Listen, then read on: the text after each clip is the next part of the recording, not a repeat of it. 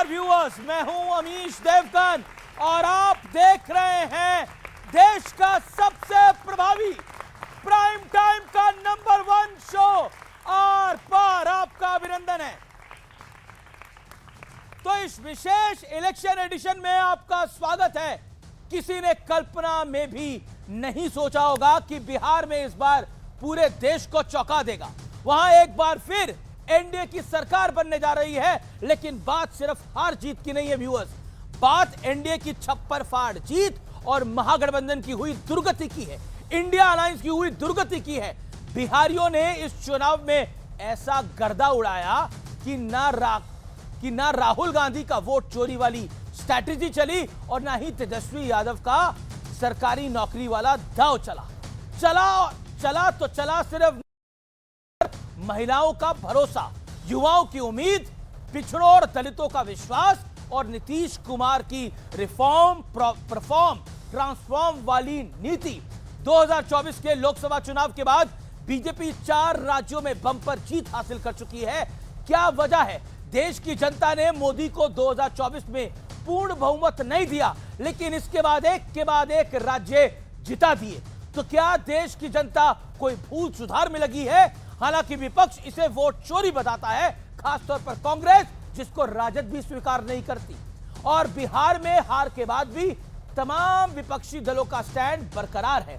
सवाल है कि मैच जीतना है तो क्या प्रदर्शन अच्छा करना चाहिए या फिर रेफरी या फिर अंपायर पर सवाल खड़े करने चाहिए। और सवाल आज यह भी है, क्या बिहार में जनादेश को विपक्ष स्वीकार करेगा या फिर चुनाव आयोग पर हमले और तेज करेगा। आज आर पार के इस बेहद खास एडिशन में इसी मुद्दे पर होगी फैक्चुअल यानी तथ्यात्मक विश्लेषण।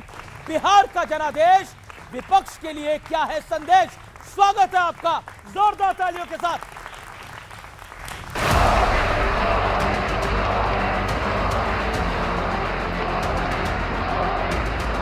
प्रचंड जीत, ये अटूट विश्वास बिहार के लोगों ने बिल्कुल गर्दा उड़ा दिया। बिहार में एनडीए ने जो हाल महागठबंधन का किया है, उससे साफ हो गया है, बात जब भरोसा, विश्वास और उम्मीद और परफॉर्मेंस की हो तो नरेंद्र मोदी का कोई तोड़ आज भी किसी के पास नहीं है। और बिहार में तो मोदी नीतीश की जोड़ी ने विपक्ष को ऐसी पटखनी दी जिसकी कल्पना किसी ने भी नहीं की होगी। आज की इस जीत ने एक नया माय फॉर्मूला दिया है। महिला और यूथ, कांग्रेस की राजनीति का आधार अब सिर्फ और सिर्फ नेगेटिव पॉलिटिक्स हो गया है। मैं कहूंगा वापस नहीं आएगी कट्टा सरकार। जीत के बाद कार्यकर्ताओं को संबोधित करते हुए प्रधानमंत्री मोदी ने कांग्रेस पर करारा प्रहार किया। आज कांग्रेस मुस्लिम लीगी माओवादी कांग्रेस बन गई है। पिछले 3 लोकसभा चुनावों में कांग्रेस 3 अंकों की संख्या तक पहुंच नहीं पाई है। इस बीच जीत के बाद एनडीए के विधायकों और नेताओं का नीतीश कुमार से मुलाकात का सिलसिला जारी है। उधर जेडीयू ने आरजेडी पर तंज कसते हुए एक पोस्टर लगाया है, जिसमें लालू यादव को धृतराष्ट्र और राबड़ी देवी को गांधारी की तरह दिखाया गया है। जिन लोगों ने माननीय नीतीश कुमार जी के सेहत पर सवाल खड़ा किया है, सरकार बनने के बाद उनके दिमागी हालात की जांच करवाएंगे। उधर कांग्रेस अध्यक्ष मल्लिकार्जुन खड़गे के घर हार की समीक्षा को लेकर बैठक हुई। बैठक में राहुल गांधी भी मौजूद रहे। Because this process of electioneering is completely questionable. Election Commission is totally one-sided. BJP का मैनेजमेंट है और वो ओवर दी टेबल भी मैनेजमेंट करते हैं और अंडर दी टेबल मैनेजमेंट करते हैं। इस तरह के चुनाव के नतीजे एक तो चुनाव का आभास नहीं देते हैं, चुनाव जैसा नहीं लगता।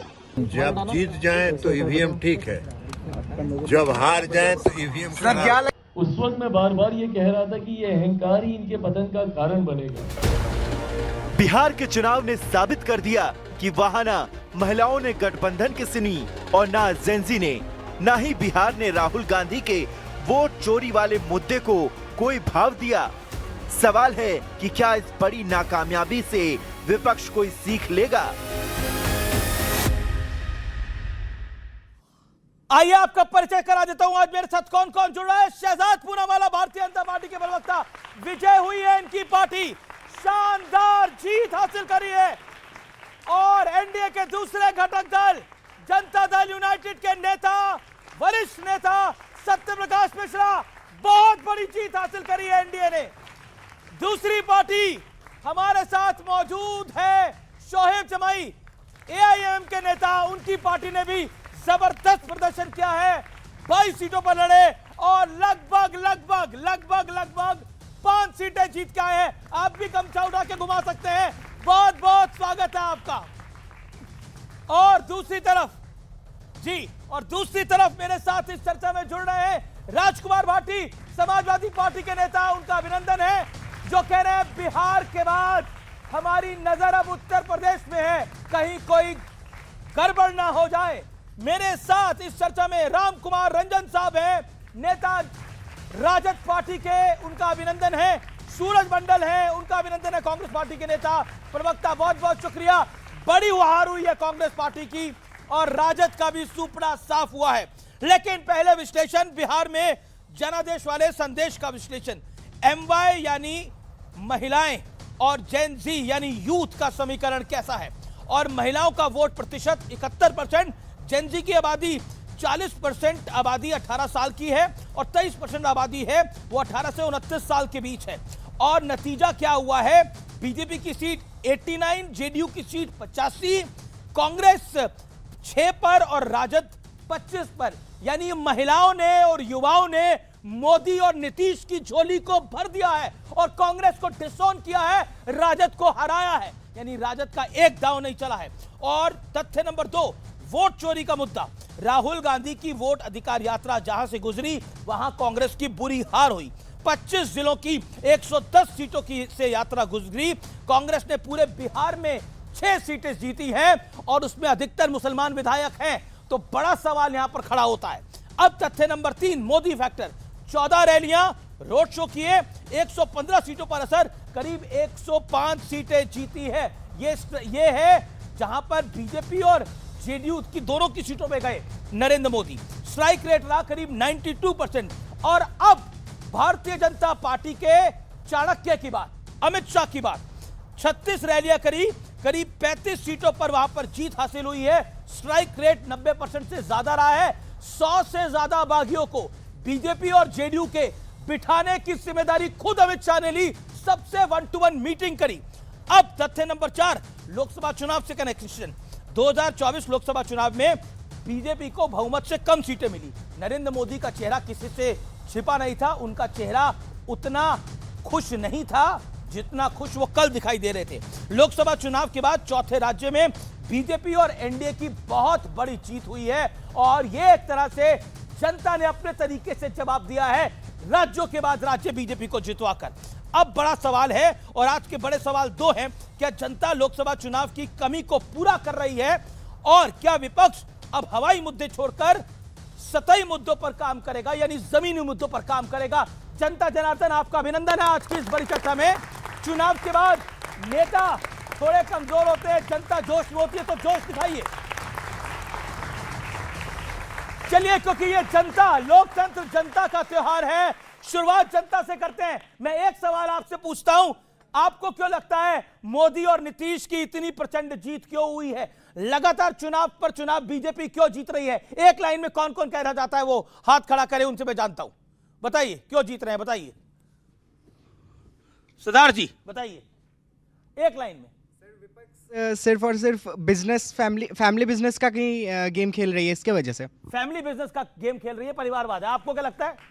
ये कि पूरी जीत का श्रेय माननीय राहुल गांधी जी को जाता है। माननीय राहुल गांधी को जाता है। और आप क्या कहना चाहते हैं? और आप क्या कहना चाहती हैं, बोलिए। महागठबंधन को सीट शेयरिंग में इतना टाइम लगा कि इलेक्शन ही निकल गया। इलेक्शन ही निकल गया। एक और राय ले लेते हैं। और कौन कहना चाहता है? ओके, बोलिए, क्या कहना चाहती है? क्योंकि सर उन्होंने इंफ्रास्ट्रक्चर और कानून व्यवस्था पे बहुत काम किया था और बिहार के लोग इससे बहुत खुश थे। ओके, इंफ्रास्ट्रक्चर और कानून व्यवस्था पे काम किया था, लेकिन शहजाद पूनावाला, इतनी बड़ी जीत क्या आपने सोची थी? ये बताइए पहले तो। सबसे पहले या आपके भी सोच से परे नतीजे आ गए हैं? लोकतंत्र की जननी माने जाने वाले बिहार की जनता का कल, मतलब कि प्रथम प्रधानमंत्री के जन्मदिवस पर जनादेश आया है। मैं उसके लिए नतमस्तक होकर उसको स्वीकारता हूं और नमन करता हूं। और सबसे पहले आह्वान करता हूं कि सब लोग जोर से एक बार नारा लगाए, छठी मैया की।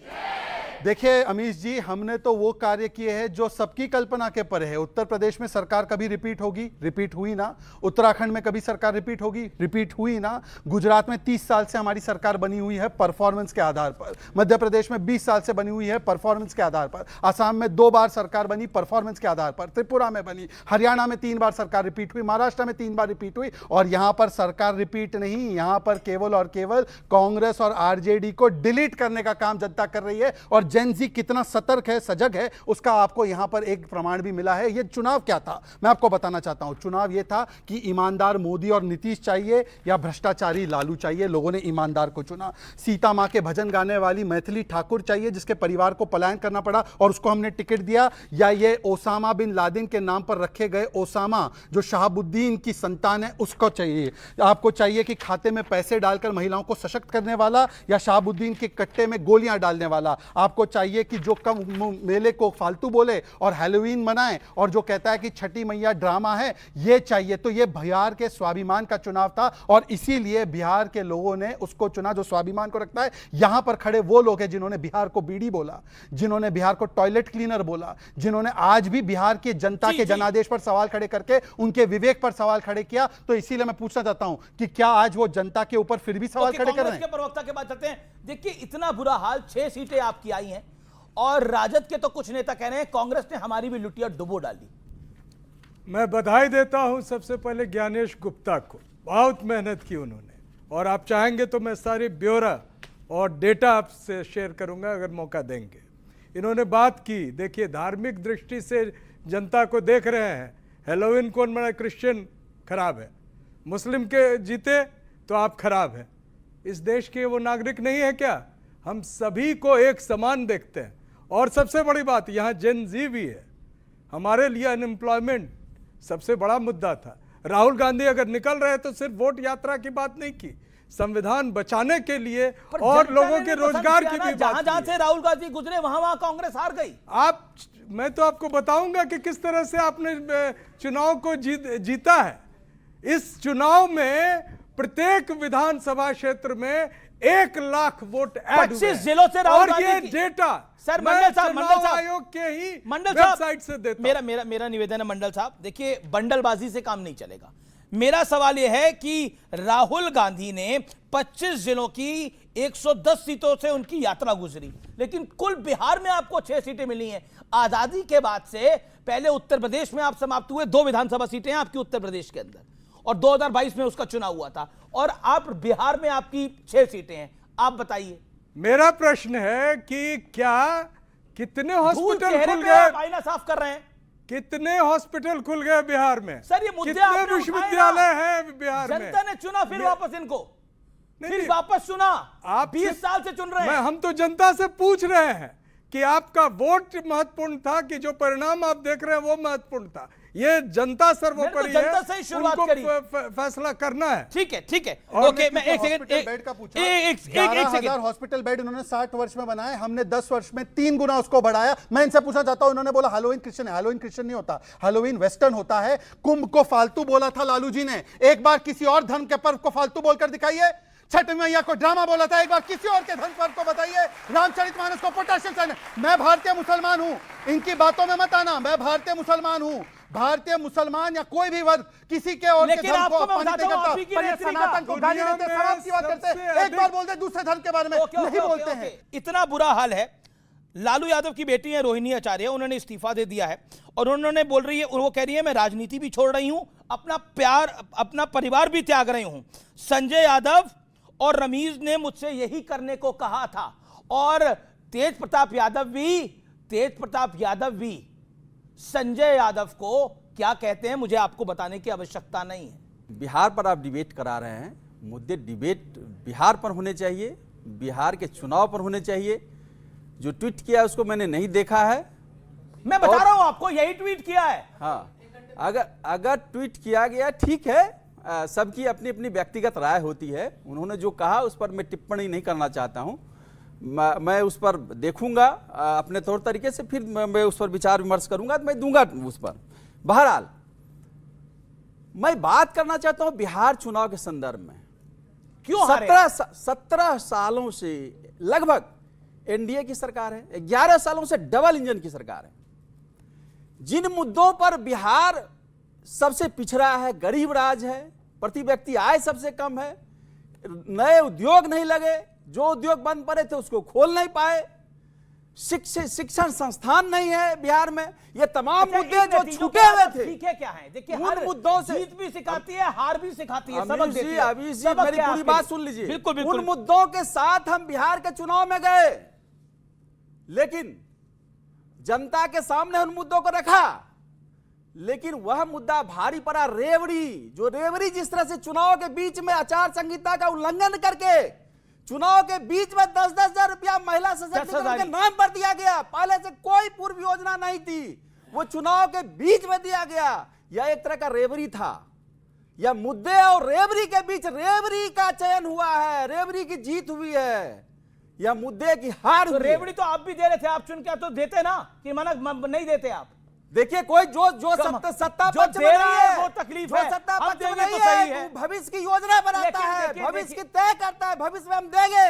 लेकिन ये तो सत्ता पक्ष में थे, चुनाव के बीच में इन्होंने दिया, आचार संहिता का उल्लंघन किया। बनाया सन ऑफ मल्ला को, उसकी एको सीट नहीं आई, ओवैसी की तो 5 सीट आ गई यहां पर। ओके, मैं जेडीयू का रुख करता हूं। इतनी प्रचंड जीत है, जीत भी सबक देती है, हार भी सबक देती है। इस जीत ने विपक्ष को, क्या आपको लगता है, सबक नहीं दिया है, या विपक्ष सबक लेना नहीं चाहता है? ये लाइन सही है, विपक्ष सबक लेना नहीं चाहता है, और मेरे लिए ये चिंता का विषय बिल्कुल नहीं है, ना होना चाहिए।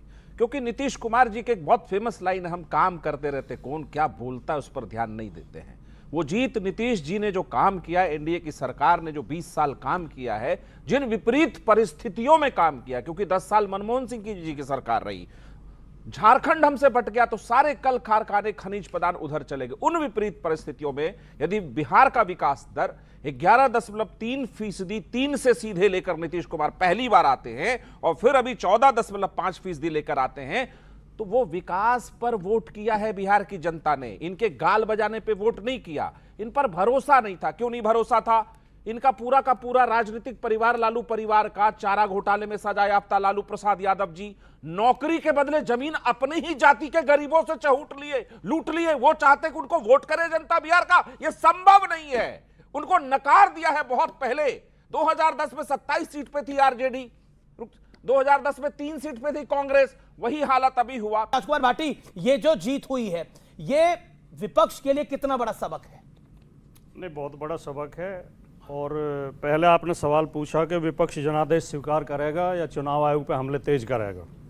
तो सबसे पहला तो लोकतंत्र का तकाजा ये है कि हमें जनादेश को सिर झुका के स्वीकार करना चाहिए। भाई शहजाद पूनावाला और सत्यप्रकाश मिश्रा जी को बहुत बहुत बधाई, उनकी पार्टी जीती है। और फिर हमें इसकी समीक्षा करनी चाहिए कि हार हमारी किन कारणों से हुई, हमसे कहाँ कहाँ कमियाँ हुई। एक बेटी ने पीछे से कहा कि इन्होंने सीट शेयरिंग में बहुत समय लगा दिया, बिल्कुल ये गलती थी। ऐसी गलतियों को समझना चाहिए और सीखना चाहिए। लेकिन जहाँ तक चुनाव आयोग पे हमले की बात है, चुनाव आयोग पे जो प्रश्न चिन्ह है वो अपनी जगह खड़े हैं। जब चुनाव लगभग सिर पे हो, तब 10-10 हज़ार रुपये नगद 1 करोड़ महिलाओं के खाते में डालना, ये चुनाव आचार संहिता का सरासर उल्लंघन था। और चिंता की बात यह है कि चुनाव आयोग इसमें आंखें मूंदे रहा। देखिए, लोकतंत्र की पहली शर्त होते हैं फ्री एंड फेयर इलेक्शन, स्वतंत्र और निष्पक्ष चुनाव, और उसकी जिम्मेदारी होती है चुनाव आयोग की। जब चुनाव आयोग पार्टी की तरह खेलने लगे तो एक पार्टी को क्यों लग रहा है आपको चुनाव आयोग पार्टी की तरह खेल रहा है? नहीं, चुनाव आयोग सरेआम पार्टी की तरह खेल रहा है। बीजेपी के सांसद वो राकेश सिन्हा ने दिल्ली में अभी थोड़े दिन पहले चुनाव हुए विधानसभा के, उन्होंने अपनी फोटो डाली सोशल मीडिया पे, वोट किया। अच्छा, पार्टी अब की बिहार तरह में खेल रहा चुनाव होता मेरा तो नहीं, मेरा काउंटर प्रश्न है, अगर पार्टी की तरह भाटी जी खेल रहा होता तो 2024 में इतनी प्रचंड सीटें समाजवादी पार्टी को लोकसभा चुनाव में कैसे मिलती अगर चुनाव आयोग पार्टी होती? मैं सबूत के साथ बोल रहा हूं। हाँ, सबूत के साथ बताइए। राकेश सिन्हा ने अब बिहार में वोट पड़े तो बिहार में भी फोटो डाला कि मैंने वोट किया। एक आदमी 2 जगह वोट डाल रहा है तो अपनी फोटो डाल रहा है खुद, और चुनाव आयोग चुप है। यह अपराध है, यह चुनाव की आचार संहिता में अपराध है। कम से कम मुकदमा तो कायम कर देते हैं कि 2 जगह वोट कैसे डाला। आपकी पॉइंट और यह ज्ञानेश कुमार गुप्ता ने प्रेस कॉन्फ्रेंस में खुद कहा था कि किसी का वोट अगर 2 जगह भी है तो वो डाल नहीं सकता, वो अवैध है। तो राकेश सिन्हा अवैध वोट डाल रहे हैं, बिल्कुल गलत है। बीजेपी के सांसद हैं। लॉजिकल बात को हम लोगों ने, कितने लोगों ने डाला होगा ये सोचा जा सकता है। एक उस विषय से पूरा चुनाव आयोग दोषी नहीं हो जाता। अगर एक व्यक्ति ने गलती एक करी है तो चावल उस से पे कार्रवाई होनी चाहिए। ओके, एक चावल से हांडी पकी है नहीं पकी, ये पता चल जाता है। शहजादपुरा वाला फिर एक और विनिंग पार्टी है भाई, उसका भी स्वागत करना पड़ेगा। देखिए, शुरुआत तो अच्छी की राजकुमार भाटी साहब ने। उन्होंने बोला कि हम स्वीकारते भी है, सम्मान भी करते हैं, हम समीक्षा भी करेंगे। ये तो ठीक बात है। परंतु एसटी हसन ने तो बोल दिया कि ये तो शुद्ध वोट चोरी थी। तो अब ये राजकुमार भाटी जी की बात को मानना है या एसटी हसन जी की बात को मानना है? अखिलेश यादव जी ने तो एसआईआर को दोष दे दिया, और इसी एसआईआर की पैरवी महाराष्ट्र में समाजवादी पार्टी सहित, कांग्रेस पार्टी सहित, एनसीपी शरद पवार सहित बोलते एसआईआर महाराष्ट्र में तुरंत से तुरंत हो जाना चाहिए। तो एसआईआर नहीं, ये बचाओ अपना अपना परिवार है, और चाहो तो करो संविधान पर वार है। अब इन्होंने बोला कि वोट का, तो ये वोट देने का दिल्ली के चुनाव और क्या बिहार के चुनाव एक समय पर हुए? उन्होंने दिल्ली के चुनाव के बाद अपना वोट कटवाया, वो बिहार के, अब वहां पे बिहार में उनका वोट बनवाया। नहीं, पर 5 महीने 6 महीने में पहले वहां वोट डालेंगे, तो एक वोट दिल्ली में डाला है, दूसरा वोट बिहार में डाला है। ये क्या चक्कर चल रहा है? ये दिल्ली में डाला है फिर बिहार में डाला है। आपका सवाल समझ गया ना? मैं समझ तो गया, मेरी बात तो होने दीजिए। अरे सुन तो लीजिए, उनको भी देना, पर मेरी बात तो, मैंने 4 मिनट सुनी की बात, सुनिए ना।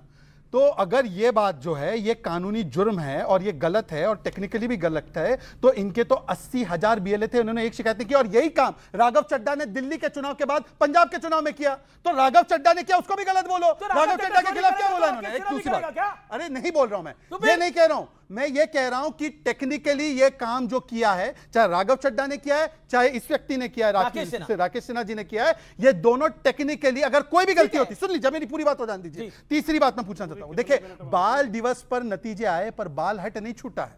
अभी क्या बोला है? बाल हट नहीं छूट रहा है। आरजेडी वाले बोल रहे हैं, जो लालू जी के बाल वाले हैं, वो कह रहे हैं कि ये तो जनता हमारे मुद्दे नहीं समझ पाई। मतलब कि जनता ये नहीं समझ पाई कि क्यों बिहार को बीड़ी बोला गया, जनता छठ मैया की ड्रामा क्यों बोला गया वो नहीं समझ पाई, और बोला गया किस प्रकार से। देखिए, बिल्कुल आपकी बात लॉजिकल है, राकेश सिन्हा के खिलाफ जो कार्रवाई इलेक्शन कमीशन को करनी, लेकिन एक इंडिविजुअल विषय है। अब आप मुझे बताइए, बिहार को बीड़ी बोलेंगे, मतलब पहले चौकीदार चोर है बोला राहुल गांधी ने, फिर वोट चोरी बोला, दोनों तरफ मुंह की खाई। और जनता पसंद नहीं करती जब आप नरेंद्र मोदी को चोर बोलते हैं, जनता पसंद नहीं करती, यह प्रमाणिक है। और अब कांग्रेस भी पसंद नहीं कर रही है। रंजीत रंजन बकायदा लिख रही है कि हमें खुद पे सोचना चाहिए, वो कबीर का दोहा लिख रही है, वो कांग्रेस की हैं। कांग्रेस के कई नेता कह रहे हैं, मणिशंकर अय्यर कह रहे हैं। जवाब, शहजाद पूनावाला के तर्क पर मुझे बड़ा आश्चर्य है और बहुत हंसी भी आ रही है। चोर पकड़ा गया, चोरी का माल बरामद हो गया, अब चोर कह रहा कि जब मैं चोरी कर रहा था इन्होंने शोर क्यों नहीं मचाया। तो ये क्या तर्क हुआ भाई? चोरी तो हुई है, ये अपराध तो हुआ है। दूसरी बात जो आपने सवाल पूछा था कि आपने क्या सबक लिया, तर्क है कि चोरी हुई, एफआईआर नहीं लिखवाएंगे, अमीश के शो पे आके छाती पीटेंगे। ये कैसी चोरी के शिकार है? चोरी का शिकार है, अमीश के शो पे आके छाती पीटेगा और चोरी, एफआईआर नहीं लिखवाएगा। एफआईआर लिखवाना भाई, मेरे शो पर छाती मत पीटिए, मेरा शो बहुत अच्छा चल रहा है। दूसरी बात, मोदी जी की माता जी को गाली दी गई 4 बार, उस पर क्या स्टैंड है? लेकिन उन्हें चाहिए जो हारे हैं, जो जीते हैं वो तो आज तो सालीन बने रहे हैं। बिल्कुल बात आपकी सही है, बिल्कुल अच्छी बात है। मतलब कि इनके जो प्रवक्ता आते थे, 2 आरजेडी की महिला प्रवक्ता जो आज से गायब हो चुकी हैं, कम से कम ऐसा लग रहा है कि उनका चिल्लाना, उनकी बौखलाहट के परिचय थे। अब कौन चिल्ला रहा है? अब कौन चिल्ला रहा है? देखिए, कोई महिलाओं के खिलाफ नहीं है। अच्छा ठीक है। अब शोएब जमाई मैन ऑफ द मूवमेंट, जोरदार तालियां इनके लिए पहले तो। शोएब जमाई, देखिए, मुकेश साहनी के जितने इंटरव्यू है उतने उसकी सीटें नहीं आई।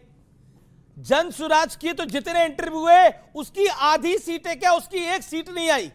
आपके तो इंटरव्यू भी कम हुए लेकिन सीटें आपकी 5 आ गई। क्या आपको लगता है कि और अब आप और सूरज मंडल यानी आप और कांग्रेस लगभग बराबर हैं, ये 6 हैं आप 5 हैं, बताइए देखिए कैसे हुआ, क्यों हुआ, किस लिए हुआ? 11 मिला के शगुन हो गया। वो कह रहे 11 मिला के शगुन हो गया, लेकिन आपका शगुन अब ये लेना नहीं चाहते। चलिए जनता को हम देंगे। जनता ने तो रिजेक्ट करके भेजा है। भी रिजेक्ट किया है, अभी हम बताएंगे। अमित जी बहुत बहुत शुक्रिया जनता का भी। आपके शो के माध्यम से सीमांचल की आवाम का शुक्रिया अदा करना चाहेंगे।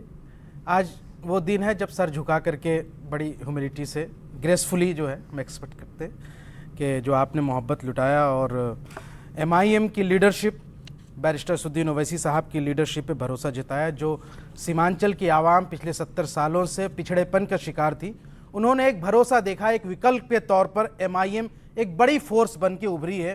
पूरे देश भर में भी है उसका और बिहार में एक बड़ा इम्पैक्ट पड़ा। हम कोई सेलिब्रेशन नहीं मना रहे। सेलिब्रेशन हम तब मनाते जब हमारे साथ साथ महागठबंधन भी जीतती, भारतीय जनता पार्टी हो या RSS हो, जिनको हराने की दम भरने वाले लोग अगर वाकई में और मेहनत करके बेहतर करते तो शायद हम सेलिब्रेशन करते। हम सेलिब्रेटरी मूड में नहीं है।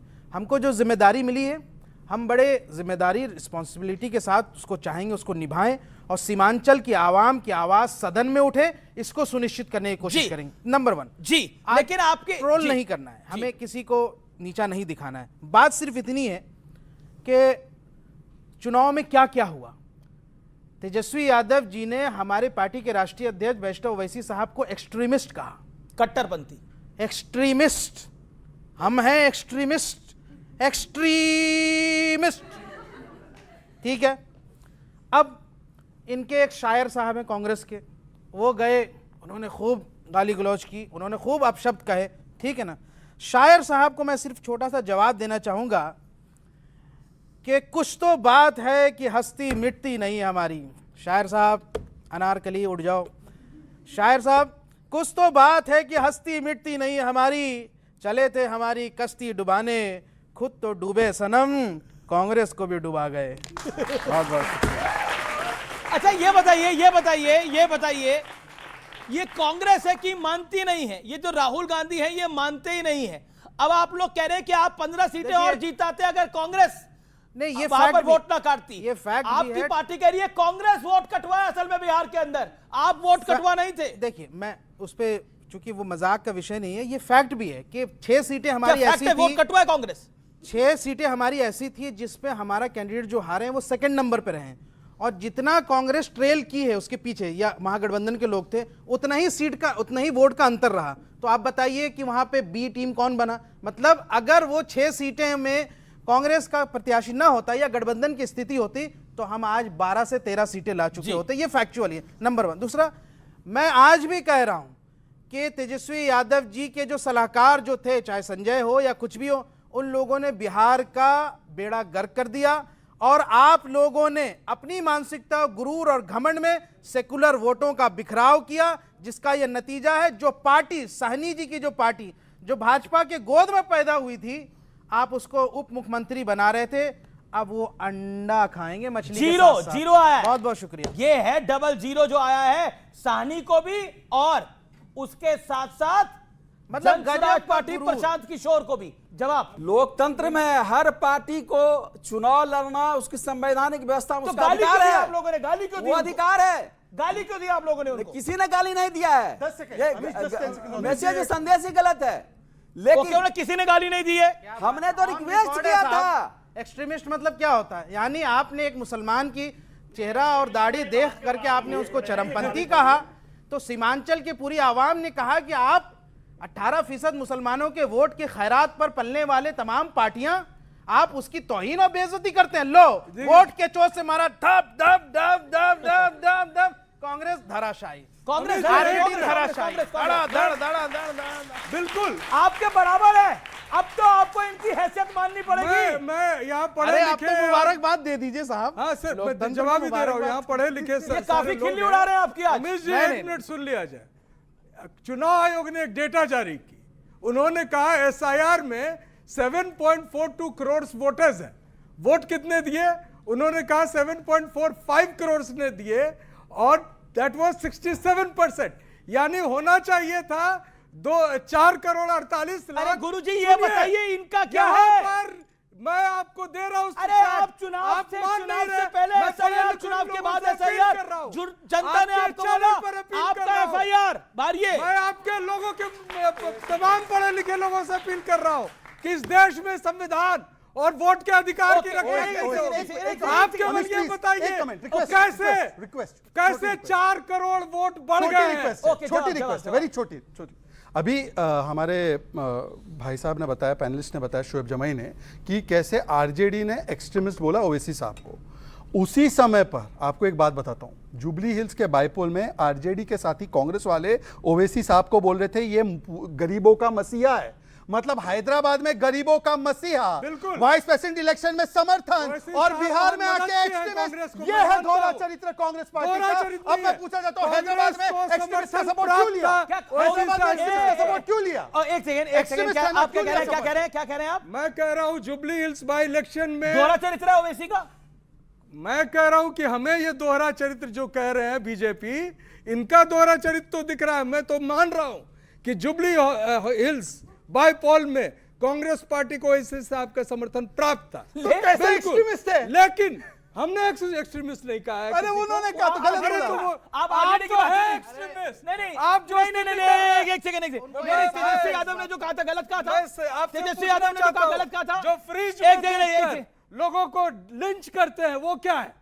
जो लोग तो हैदराबाद में बुलडोजर चला रहे हैं हैदराबाद में घरों समझ में पर, नहीं आया। जो बुलडोजर चला रहे हैं मुसलमानों के घरों पर, आप कंफ्यूज क्या है? आप बुरी तरह से कंफ्यूज हो रहे हैं। मैं बिल्कुल मैं तमाम जनजी से अरे आप चाह क्या रहे हैं? रोजगार के अधिकार क्या रहे हैं? आपके सभी अधिकारों की रक्षा होनी चाहिए कि नहीं होनी चाहिए? अगर इसके लिए एक सेकंड, हैदराबाद में इनकी लिंचिंग प्रवृत्ति नहीं दिखती है, गले लगाते हैं। बिहार में लिंचिंग की प्रवृत्ति दिखती है, बोलते हैं। सुन लीजिए, मैंने भी साथ नहीं बोला, मैंने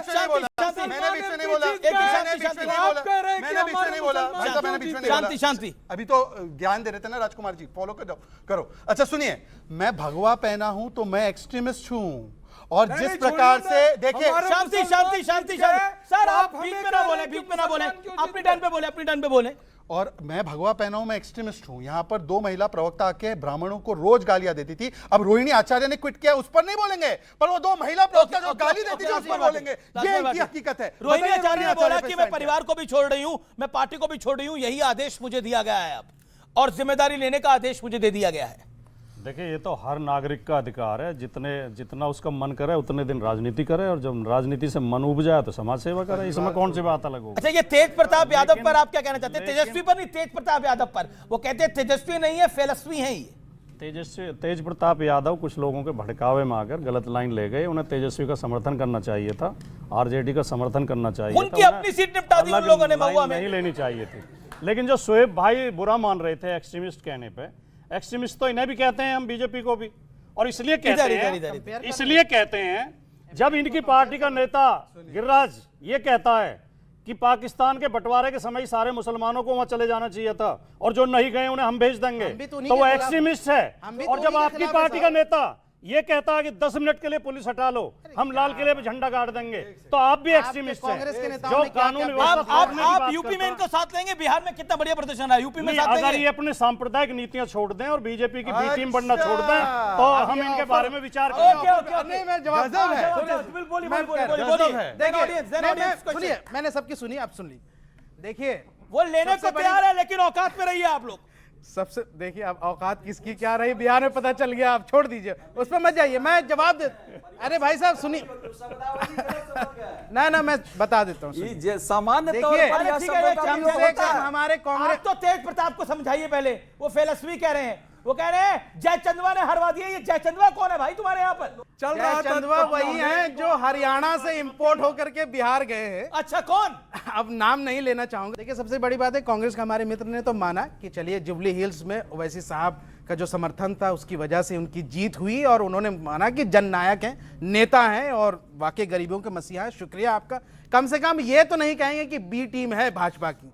चलिए, अब मैं सिर्फ इतना कहूँगा कि जिस तरीके से हमने गठबंधन के समय में जब चुनाव से पहले हमने कहा कि हमें 6 सीटें दे दीजिए, ठीक है ना, गुरूर और घमंड में कहा नहीं दिया। आपको याद होगा कि कौरवों से पांडवों ने कहा था 5 गांव दे दो, नहीं दिया तो 80 गांव चुकाना पड़ा। अब देख लीजिए, अब नहीं दिया तो क्या चुकाना पड़ा। मैं इस पर एक छोटा सा गाना मुझे याद आ, बिल्कुल बिल्कुल बिल्कुल। ठुकरा के मेरा प्यार मेरा इंतकाम देखोगे। सवाल सिर्फ इतना है कि लेकिन ये जो पूरी थ्योरी गढ़ी जा रही है, एसआईआर, अखिलेश जी भी कह रहे हैं एसआईआर नहीं होने देंगे हम उत्तर प्रदेश के अंदर। समझ के रहो पीडीए के रक्षक। वो तो देश के संविधान में जो लिखा है, कानून जो है, चुनाव आयोग को जो अधिकार है वो अपना कराता है। लोग सुप्रीम कोर्ट भी गए, सुप्रीम कोर्ट ने कहा कि एसआईआर होगा और वो हुआ। तो जो लोग संविधान लेकर घूमते हैं उनको उनसे मतलब नहीं। सवाल ये है कि जो भी लोग नकारात्मक राजनीति करेंगे, घोर परिवारवाद को सामाजिक न्याय बताएंगे देश में और लूट खसोट को बताएंगे सामाजिक काम, उन लोगों को जनता हमेशा नकार देगी। क्योंकि देखिए 15 साल जंगल राज जो रहा उनका, उस जंगल राज बहुत बड़ी खबर आ रही है कांग्रेस से, बहुत बड़ी खबर आ रही है कांग्रेस पार्टी से। कल प्रधानमंत्री ने बोला था कांग्रेस अब वर्टिकली डिवाइड हो सकती है। बड़ी बात है, हार के बाद कांग्रेस में बड़ा तूफान संभव है। फिर G20 जैसा समूह बन सकता है। थरूर, मनीष तिवारी, कार्ति चिदम्बरम सदस्य हो सकते हैं, यह संभव है। अखिलेश प्रताप, संदीप दीक्षित भी सदस्य हो सकते हैं। डीके शिव कुमार, मुमताज पटेल अहमद पटेल की बेटी हैं। तारिक अनवर का नाम संभव है। इस समय की बड़ी डेवलपमेंट है। मैं आपको बता दूं, रंजीत रंजन है कांग्रेस की मेंबर ऑफ पार्लियामेंट। उन्होंने क्या लिखा है, एक्स पर बकायदा पोस्ट लिख दिया है। उन्होंने लिखा है कि बिहार की जनता के फैसले का मैं सम्मान करती हूं, हम सभी को गहन आत्ममंथन करना होगा। और फिर उन्होंने कबीर का दोहा लिखा है। उन्होंने लिखा है, बुरा जो देखने मैं चला न मिलिया कोई, जो दिल खोजा आपना मुझसे बुरा न कोई। यानी कुल मिलाकर कांग्रेस का खेल खराब हो रहा है। देखिए, आप जनता के मुद्दों पे नहीं है, आप वोट चोरी, चौकीदार चोर करते रहते हैं। कांग्रेस में एक वर्टिकल डिवाइड हो रहा है। जवाब नीतीश कुमार जी के व्यक्तित्व पर जिस तरह नकारात्मक टिप्पणी और हमला लगातार राजद करता रहा, उसको भी प्रतिकार किया बिहार की जनता ने। तो जनता के प्रति अगर आप शालीनता से चुनाव में नहीं जाएंगे, छठ को ड्रामा बताएंगे, वहां मंच में रैली निकाली थी कोई नहीं कहा था प्रधानमंत्री की माता जी को, और काम धाम तो आपका कुछ है नहीं। इतिहास भी बहुत गंदा है जंगल राज का। वैसे प्रदेश के कांग्रेस भी निपटेगी, राजद तो निपट ही रही है। मीडिया में कांग्रेस इतिहास बनाते क्या नकली यमुना बन रहा था, उसके बारे में कहा जा रहा था कोई छठ करने वाले लोग हैं। अरे वो G20 क्या दोबारा बन रहा है। रंजीत रंजन ने ये पोस्ट क्यों डाला है? रंजीत रंजन ने वो पोस्ट क्यों डाला है? फालतू बताने वाले लोगों के साथ आप गठबंधन करेंगे। छठ के दिन चलता है। आपका दिल्ली में क्या, आपकी तो एक भी सीट नहीं है दिल्ली के अंदर। आपका दिल्ली में है क्या? मैं आपसे जो कह रहा हूँ, 0 सीट है। ओके, क्या सवाल है? ओके, क्या सवाल है? ओके, मेरा सवाल बीजेपी, अच्छा ओके मेरा सवाल बीजेपी प्रवक्ता से है कि मैं मानती हूँ छठी मैया की जय, लेकिन जिस तरह से आप दिखा रहे हैं कि क्या ये दिखाना चाहते हैं कि बीजेपी धर्म के नाम पे जीती है? धर्म के नाम पे जीती है ये दिखाना चाहते हैं? जवाब 10 सेकंड में जवाब। अच्छा सवाल है, जवाब। क्या धर्म के नाम पे जीती है BJP? 10 second, then another question. ऐसा है कि छठ पर्व जो है वो केवल हिंदुओं का नहीं, ये पूरे हमारे विश्व का पर्व है और सबसे महान पर्व है। और इसीलिए मैं तो पूछता हूं कि आप बात करते ना, मुद्दों की कंगाली नहीं थी तो माँ को गाली और बिहार को बीड़ी और छठ को गाली देने के बदले बताते, सुन लीजिए कि जीडीपी इनके समय पर कितना था लालू जी, क्या 70,000 करोड़, हमारे समय पर अब 9 लाख करोड़ की जीडीपी साइज है। बात एक भी बार 1000 करोड़ का तो कवन हुआ है। बिहार से हूँ तो अपना 2 लाइन सर भोजपुरी में बोलूंगा। बोलने दीजिए सर, 2 लाइन भोजपुरी में कि सर अगर एनडीए अगर तहन लोग खातिर खराब बा तो महागठबंधन हमनी खातिर बहुत खराब बा। और रहल बात सर बात के भोजपुरी में तो बात ई बटे कि सर महागठबंधन के जौन कार्यकर्ता बड़न उ कहतरन कि एक खाली जीत जाइम तो घर से बाहर ही ना निकले देम, तो ए बात के वोट दी जा कि जौन उनकर उम्मीदवार बड़न उनकर क्वालिफिकेशन पे वोट दी जा कि उ पास्ट में गाना गावतरन कि जाए से पहले खा लो ठलाली से रोटी बोर के, तो सर एकरा पे वोट दी जा। एक जना और रहलन जौन कि सर गाना गइले रहलन कहतरन कि करुआ तेल, सर उ गानो हम नहीं गा सकत, तो उ क्वालिफिकेशन पे उनका के वोट दी। कौन सा गाना गा सकत? सर गाना उनका सर ये गाना भी गा सकत? हाँ गाना गा देते हैं सर। उनका गाना ये था सर कि राती के खेलला कौन खेल अभी ले महके करुआ तेल, तो सर ई क्वालिफिकेशन पे उनका के वोट दी जा। चलिए सर रहुए बताई जा क्या सवाल है आपका? सवाल क्या है? पॉइंट क्या है बोले? पहले तो आपको बहुत बधाई, आप बिहार में इतने वोटों से जीते हैं। पर सर मेरा एनडीए से सवाल ये है कि जो एनडीए की जीत हुई है वो मोदी फैक्टर की वजह से हुई है या फिर वहाँ के सोशल इश्यूज के रिजल्ट की वजह से हुई है? अरे आपने नीतीश जी का नाम नहीं लिया, क्या करेंगे सत्य प्रकाश? अच्छा मोदी फैक्टर की वजह से हुई है, बताइए सत्य प्रकाश। अरे सत्य प्रकाश को जवाब देने दीजिए भाई। देखिए जीत के कई पैमाने और मोदी फैक्टर है कि नहीं है? हाँ बिल्कुल है। सभी लोगों की एकजुटता, नीतीश कुमार के लंबे अनुभव, उनके सुशासन और महिला सशक्तिकरण और केंद्र की योजनाओं ने हमें बिहार को बहुत लाभ पहुंचाया है, इसलिए हम जीते हैं। इसमें क्या दिक्कत है बोलने में? ओके ओके ओके, ये सच है। सवाल। हाँ बोलिए। ज्यादा हो गई है सर। कांग्रेस वोट चोरी बोलते बोलते वोट मांगना ही भूल गई क्या? वोट चोरी बोलते बोलते वोट मांगना ही भूल गई। ओके ओके, आपका पॉइंट क्या है? सर महागठबंधन की इतनी बड़ी हार की वजह क्या है? लीडरशिप क्राइसिस या फिर poor strategy weakness? Poor strategy या फिर वीकनेस? महागठबंधन की हार की वजह क्या है? ओके राजकुमार भाटी बोलिए। महागठबंधन की ज्यादा बड़ी हार की वजह यह है बिहार में कि महागठबंधन ने शोर ज्यादा मचा दिया, इन्हें ज्यादा डरा दिया और डर के इनकी सारी टीम जो है अपना जो तिकड़म करने में लग गई और तिकड़म कुछ ज्यादा हो गई, इनकी उम्मीद से ज्यादा सीटें आ गई। अभी भी वो जनता के जनमत को सलाम नहीं कर रहे। गाने की बात अभी भी राजकुमार भाटी अभी भी जनता के जनमत को सलाम नहीं कर रहे, उसको तिकड़म बता रहे हैं। मैं आपको एक बात बताऊं, राहुल जी जब चुनाव के दौरान कोलंबिया चले जाते हैं तो उससे उनकी सीरियसनेस का पता चलता है। हमने पिछली बार भी राहुल सीरियस नहीं है, मैंने पिछली बार भी ये कहा था। आपको लगता है? मैं सवाल पूछ रहा हूं, राहुल गांधी ये भारी पड़ेगा। सर मैं आपसे एक चीज कहना चाहूंगा, अगर आपको जीतना है तो सर सच्चे दिल से कह रहा हूं, आपको अगर जीतना है तो राहुल गांधी जी को इस कैंपेनिंग में मत भेजिए सर। कैंपेनिंग में भेजेंगे तो बीजेपी जीत जाएगी। नहीं सर, प्लीज सर, रिक्वेस्ट है सर। और सर शहजाद पुण्यवाला सर से मैं एक चीज कहना चाहूंगा, सर आप दुनिया को बहुत ज्ञान दे रहे हैं, प्लीज सर थोड़ा सा ज्ञान कांग्रेसियों को भी दे दीजिए कि राहुल गांधी को मत भेजिए प्लीज सर। अच्छा ठीक है।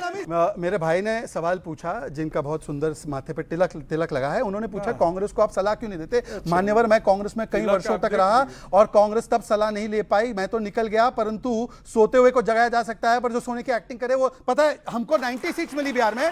कांग्रेस का परफॉर्मेंस अंडर राहुल, बिहार में 6 सीट, दिल्ली में 0, महाराष्ट्र में 16, झारखंड में 16, हरियाणा में 37, जम्मू कश्मीर में 6, कुल मिलाकर 81 सीट है। 6 चुनाव में वो नहीं कर पाए क्योंकि जानवरों के पास थे, जंगल सफारी में हम जनता के पास हो जानवरों के पास। और सवाल, तेज प्रताप फेलस्वी कह रहे हैं तेजस्वी को, रोहिणी आचार्य कह रही हैं कि संजय यादव की वजह से अब मैं पार्टी और परिवार दोनों को छोड़ी, उन्होंने मुझे ऐसा बोला है। एक मुझे बात बताइए, आप जनता को साथ लेने की बात कर रहे थे, चलिए एक भाई तो अलग था, अब बहन भी अलग हो रही है, परिवार को भी साथ नहीं रख पा रहे, ऐसा क्यों हो रहा है?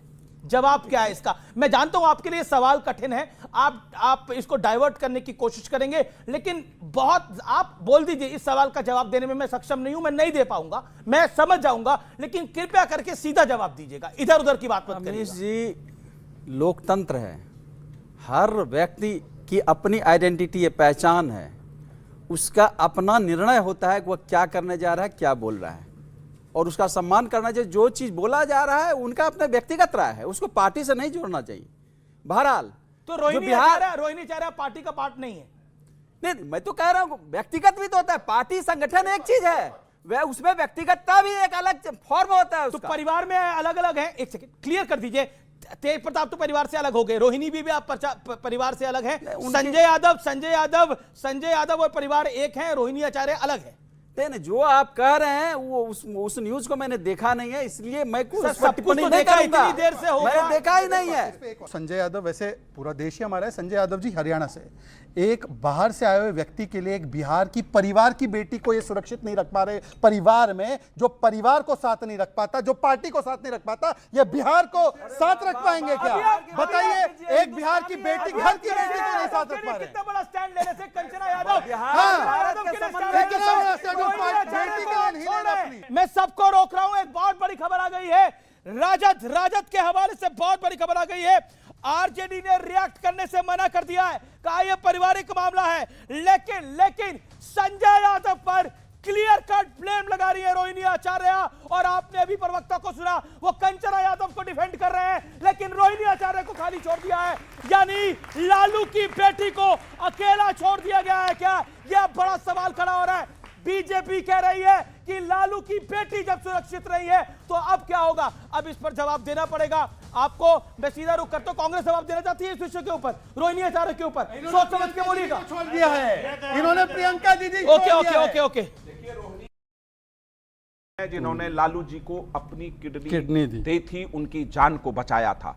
आज पूरा राजद का एक आदमी उस रोहिणी आचार्य के साथ खड़ा नहीं है, जिसके बारे में वो कह रहे कि संजय यादव ने मुझे कहा कि तुम पार्टी छोड़ दो और फैमिली छोड़ दो। ये संजय यादव वो हैं कहते हैं लोग पैसा जो मांगते रहते हैं। 6-6 करोड़ रुपया में टिकट बेचने के लिए बिहार के कई जो सिटिंग जो मुस्लिम एमएलए थे आरजेडी के, उनके टिकट काट दिए, उनके टिकट काट दिए थे। में हमारे कई जानने वाले मित्र जो आरजेडी में थे, 3-4 करोड़ रुपया मांगा उससे, बिठा करके, और पटना में टिकट काट, और यही संजय यादव इसके जिम्मेदार। मैं ऑन रिकॉर्ड कह रहा हूं चलेगा कि ये वो संजय यादव पे बात बोलने के लिए जिसने आरजेडी को आज धरातल पर ला दिया है। जब तक ऐसे सलाहकार तेजस्वी जी के रहेंगे, जो पार्टी लालू यादव जी ने बनाई थी, उसको बर्बाद करने का काम कि देखिए, इन्होंने एक आरोप, सुन लीजिए, इन्होंने एक आरोप लगाया संजय यादव पे, ये भड़क पड़े और रोहिणी आचार्य बिलक के रो रही है, उसके लिए एक शब्द नहीं निकल रहा है। इसी से पता चलता है घर की बेटी सुरक्षित नहीं और कौन सी बेटी सुरक्षित होगी। नहीं, इनके दुखों की कोई सीमा नहीं है। अरे इन्होंने तो पिता के माइक छीन लिए थे। अरे देखिए, पिता के हाथ से माइक छीनने वाले लोग हैं, पिता के माइक छीनने वाले उनको बोलने दीजिए राजकुमार भाटी को। ये सही कह रहे, पहले उस घर से एक बहू ऐश्वर्या निकाली गई, अब एक बेटी रोहिणी निकाली गई। उस घर में कोई टिप्पणी ना करे, व्यक्तिगत घर की बेटियों को सम्मान नहीं देते, व्यक्तिगत देखा ये दूंगा, लेकिन मेरी मर्यादा है, मैं रोक रहा हूँ। व्यक्तिगत टिप्पणी ना करें। ये टीवी चैनल सर बैठ कर राष्ट्रीय चैनल पर व्यक्तिगत करेंगे। बेटियां सुरक्षित नहीं है, बिल्कुल नहीं है इनके घर में बेटियां सुरक्षित। नालंदा में एक महिला के पैर में नोक ठोक दिया गया। बिहार की बेटियों की बहुत शुक्रिया। देखिए, ये चर्चा ऐसे ही चलती रही। एडिशन में आप लोग आए, आपने भाग लिया, आपका बहुत बहुत धन्यवाद, आपका बहुत बहुत धन्यवाद। फिलहाल इसको यही समाप्त करते हैं। नमस्कार, धन्यवाद। आज का विचार, सत्य की रेलगाड़ी में बैठोगे तो कष्ट के स्टेशन तो आएंगे ही।